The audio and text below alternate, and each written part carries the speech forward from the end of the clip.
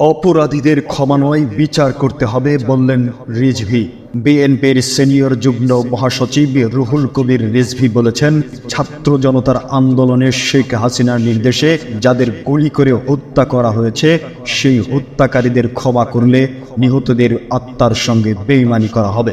Tribunal করে প্রতিটি হত্যার বিচার করতে হবে, প্রতিটি অপরাধের বিচার করতে হবে। বুধবার রাজধানীর শাহবাগে বঙ্গবন্ধু শেখ মুজিব মেডিকেল বিশ্ববিদ্যালয়ের পাশে ছাত্র জনতার আন্দোলনে নিহত গোলাম রব্বানীর বাবার হাতে বিএনপির ভারপ্রাপ্ত চেয়ারম্যান তারেক রহমানের পক্ষে অনুদান তুলে দেওয়ার সময় সাংবাদিকদের কাছে এসব কথা বলেন তিনি। বাংলাদেশ জামায়াতে ইসলামীকে ইঙ্গিত করে রুহুল কবির রিজভী বলেন, তারা বলেছেন আওয়ামী লীগকে ক্ষমা করে দিয়েছেন, গণহত্যাকারীদের কিসের ক্ষমা করতে বলেছেন তারা?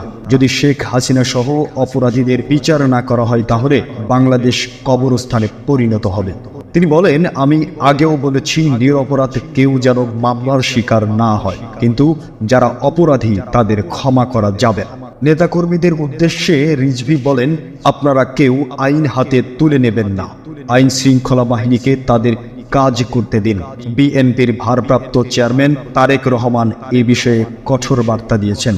এ সময় বিএনপির সহ স্বাস্থ্য বিষয়ক সম্পাদক নজরুল ইসলাম, চাঁদপুর জেলা বিএনপির সভাপতি শেখ ফরিদ আহমেদ মানিক, ডাক্তার মনোয়ারুল কাদির বিটু, ডাক্তার জাহিদুল কবির, মেহবুব মাসুম শান্ত ও আরিফুর রহমান তুষার উপস্থিত ছিলেন।